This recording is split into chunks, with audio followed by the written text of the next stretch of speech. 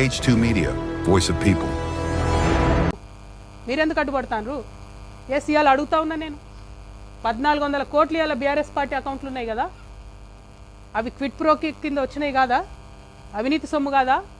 ఆంధ్ర కాంట్రాక్టర్లు ఇచ్చినాయి కాదా? పంచండి. అవినీతి సొమ్ము అంతా కూడా అమరవీరుల కుటుంబాలకు పంచండి. కుటుంబానికి ₹1 పంచండి. రండి, పంచిన తర్వాత అప్పుడు గ్రౌండ్లకు రండి, నాతో సమానంగా ప్రజల పంతులకు వచ్చి నిలబడండి.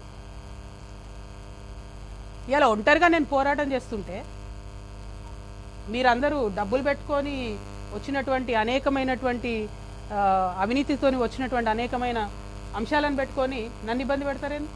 నిన్నగాక మొన్న కేటీఆర్ గారు ఒక పేపర్ కొన్నారు 128 కోట్లు, దాదాపుగా అంతే 188, 188 కోట్లతోని పయనీర్ అని ఇంగ్లీష్ పేపర్ కొన్నాడు ఆయన. అంటే ఇక తెలుగులో ఆడిన అబద్ధాలు జాడదు అన్నట్టు ఇప్పుడు ఇంగ్లీష్లో కూడా అబద్ధాలు ఆడతారు అన్నట్టు. I'm appealing to everybody, Pioneer paper is now been bought by BRS, so please don't trust that paper. Whatever comes in Pioneer is BRS's view. ఏంది ఇది? పత్రికలు కొంటాం, యూట్యూబ్ ఛానల్ కొంటాం. ప్రజాబలం ఉండాలి, గుండె ధైర్యం ఉండాలి, ధనబలం ఉంటే ప్రదర్శించుకోండి అవసరమైన కాడ. మొన్న ఇక్కడికి వస్తే కూడా ఫ్లైట్లో వచ్చిపోయారేమో కదా, హెలికాప్టర్లలో వచ్చిపోండి. మేము సామాన్యులం, మేము కార్లలో పోతున్నాం. పాయింట్ అది కాదు. పాయింట్ ఏంటంటే ప్రజల మీద, ప్రజా సమస్యల మీద పోటీ పెట్టుకోండి మాతో. మా కాళ్ళల్లో కట్టెలు పెడితే ఏమొస్తుంది? వెనకంగా పోయి ఎప్పటికన్నా మాతోనే వచ్చి చేరుతుంది. చెప్తా ఉన్నా ఇవాళ నా కంఠంలో ప్రాణం ఉన్నంత వరకు, నా కంఠంలో ప్రాణం ఉన్నంత వరకు మళ్ళా బీఆర్ఎస్ పార్టీతో చేరేదే లేదు, జత కట్టేదే లేదు, జత కట్టేదే లేదు. ఎందుకు చెప్తున్నా అంటే బాధతో చెప్తున్నా. నేను మళ్ళీ చెప్తున్నా, పర్సనల్గా నేను ఎంత హ్యూమిలియేషన్ గురైనా ఒక్క విషయం కూడా నేను బయట చెప్పలేదు, చెప్పను. రాజకీయంగా డెఫినెట్గా చెప్పిన, ఇంకా చాలా చెప్తా. ఇలా పొద్దున్నే ఫీనిక్స్ ట్వీట్ చేసిన నేను, 80,000 కోట్ల తెలంగాణ ప్రజల ఆస్తి అది. ఎవడబ్బా సొమ్ము? ఇచ్చింది ఎవరు? హరీష్ రావు గారు, కేటీఆర్ గారు కాదా ఫీనిక్స్ అనే సంస్థను పెంచి పోషించింది, కాపాడింది? ఎక్కడోడు వాడు? తెలంగాణోడా, ఆంధ్రోడా? ఎందుకని పంచిపెడతారు మీరు? ఇప్పుడు దాన్ని, అవినీతిని ఇప్పుడున్న గవర్నమెంట్ కంటిన్యూ చేస్తుంది కదా. మీరు తెరిస్తే కిటికీలు. జాతీయ పార్టీలకు ఏముంటుంది తెలంగాణ ఆంధ్ర ఫీలింగు? తెలంగాణ భూములు కాపాడుకోవాలని వాళ్ళకి ఎందుకు ఉంటుంది? వాళ్ళు వచ్చి డోర్లు తెరిచిరు ఇవాళ అవినీతికి. 33 లక్షల టన్నుల కలప అండి కొడతాడు వాడు, ఫీనిక్స్ కంపెనీ వాడు. 10 కేసులు పెట్టింది ఫారెస్ట్ డిపార్ట్మెంట్. సింపుల్గా ఫైన్ కట్టి పక్కకి వెళ్ళిపోయాడు. కొట్టచ్చా 33 లక్షల కలప? హైదరాబాద్ నగరం నడిబొడ్డున ఎడ దొరుకుతుంది అంత గ్రీనరీ? ఇవ్వడానికి వీళ్ళకి లేదు. కేసు పెట్టిన ఫారెస్ట్ డిపార్ట్మెంట్ కూడా ఇంతవరకు కుయ్యి అంటలేదు, కై అంటలేదు. మేము వదిలిపెట్టాం. నేను చెప్తున్నా, భూ పోరాటం, భూదందా, భూ కబ్జా నేను ముందే చెప్పిన. 2014 నుంచి తెలంగాణ వచ్చినప్పటి నుంచి నేను అధికారంలోకి వచ్చేదాకా అన్ని రివ్యూ చేస్తాం. కేసీఆర్ గారు గవర్నమెంట్ ఇచ్చింది రివ్యూ చేస్తాం, రేవంత్ రెడ్డి గారు గవర్నమెంట్ ఇచ్చిన భూములు కూడా రివ్యూ చేస్తాం. తెలంగాణ ప్రభుత్వ భూములు, తెలంగాణ ప్రజల భూములు, ధార్మిక సంస్థలకు సంబంధించిన భూములు, అప్పనంగా తింటున్నటువంటి భూములు అన్నీ కూడా కక్కిస్తాం చెప్తాను. ఒక్కరి కూడా వదిలిపెట్టాం. మీ ఫ్రెండ్స్ కావచ్చు, మీకు ఎవరన్నా కావచ్చు, మీ బిజినెస్ పార్ట్నర్లు కావచ్చు. ప్రజల ఎజెండా లేదు, పని చేసుకునేటోళ్ళను అడ్డం పడాలా? ప్రజాస్వామ్యయుతంగా చేసుకుంటున్నా కదా నా పని నేను. ఏంటి ప్రాబ్లం మీకు? దమ్ముంటే డైరెక్ట్గా కొట్లాడండి, రోడ్డు మీదకి రండి, పంచిపెట్టండి 1400 కోట్లు. రండి రోడ్డు మీదకి నాతో పాటు నిలుసుందాం, సమానంగా పోదాం. ఇవాళ ఒకటే రిక్వెస్ట్ చేస్తున్న ప్రజలకు, నేను ఆవేశంలో, కోపంలో చెప్తలేను, నేను ఆవేదనతో చెప్తా ఉన్నా. ఎందుకంటే తెలంగాణ ఉద్యమంలో అమరవీరులను ఈ భుజాల మీద మోసినాం మేము. సువర్ణ అనే పాప చచ్చిపోతే ఆ శవాల మీద వాడి ఏడ్చినాం మేము.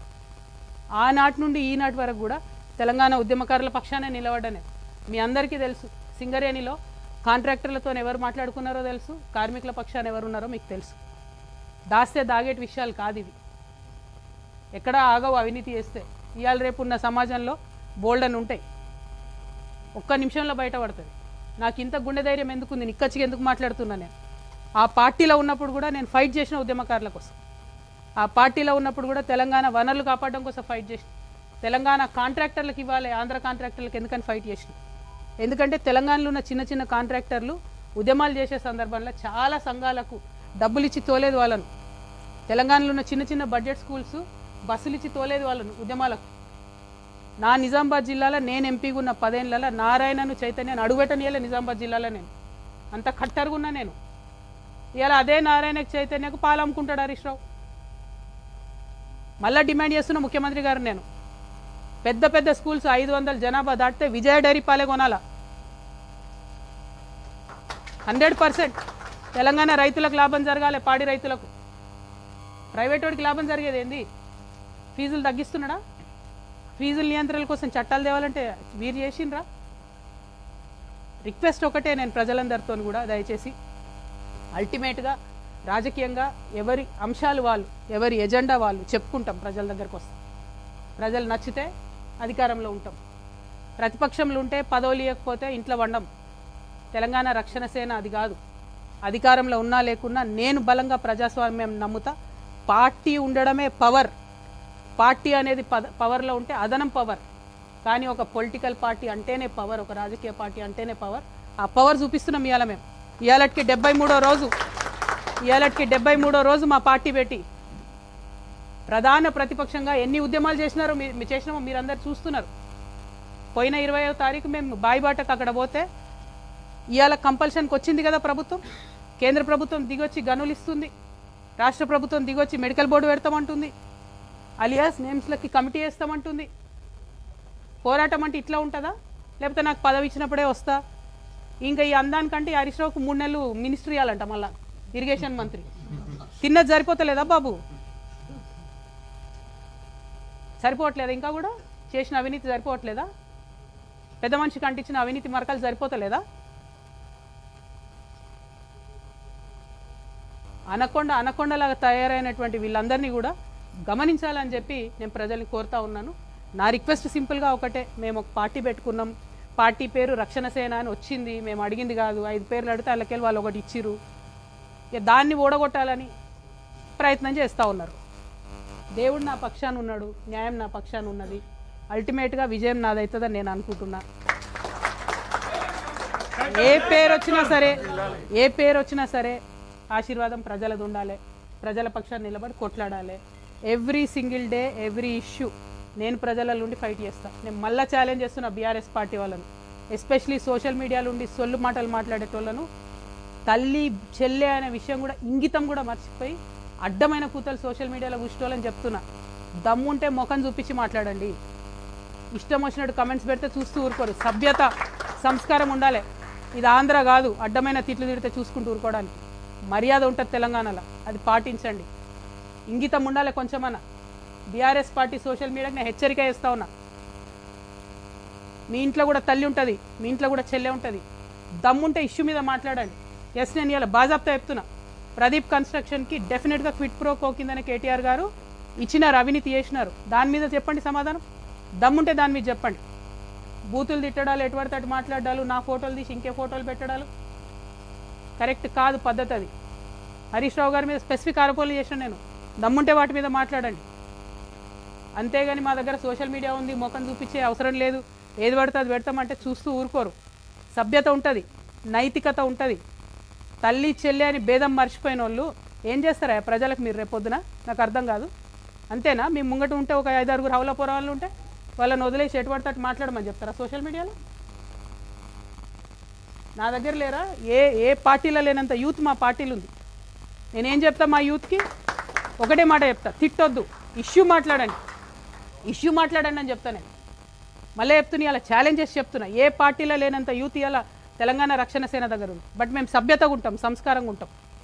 హెచ్చరిక చేస్తా ఉన్న బీఆర్ఎస్ సోషల్ మీడియాకు, కాళ్ళు ఇరగొడతాం బిడ్డ చెప్తున్నా. మీరు అందరు ఎవరో తెలుసు మాకు.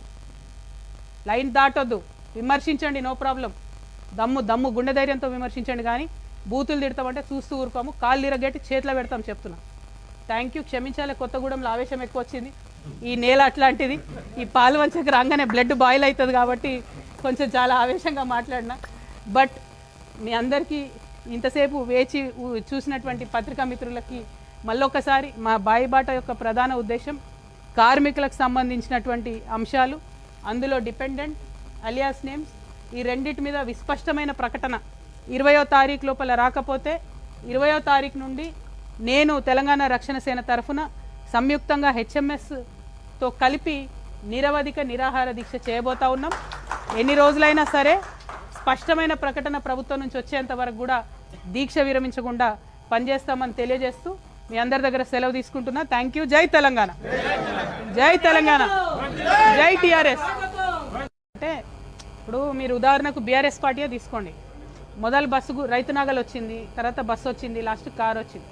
ఏ పార్టీకైనా ఉత్తర ప్రత్యుత్తరాలు జరుగుతూనే ఉంటాయి. అట్లా మా పార్టీతో కూడా జరుపుతూ ఉంది. సో మేము దాన్ని లీగల్గా ఇస్తూ ఉన్నాం, అది వేరు.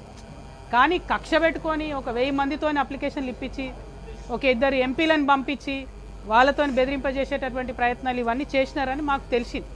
మేము అడిగేది ఏంటంటే అసలు మాతోని సంబంధమే లేదు, మేమంటే భయమే లేదు, మీరు అడిగే ప్రశ్నలకు సమాధానం చెప్పే అవసరం లేదు అన్నోళ్ళు ఎందుకు 1000 మందితో కంప్లైంట్ ఇప్పించాలి? ఆ భయం ఎందుకు? అదొకటే అడుగుతా ఉన్నాను.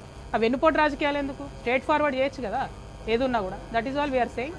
But with election commission our legal team is speaking, paper work is there, ఉత్తర ప్రత్యుత్తరాలు జరుగుతున్నాయి, అది కంటిన్యూ చేస్తాం. థ్యాంక్ యూ అన్న, థ్యాంక్ యూ.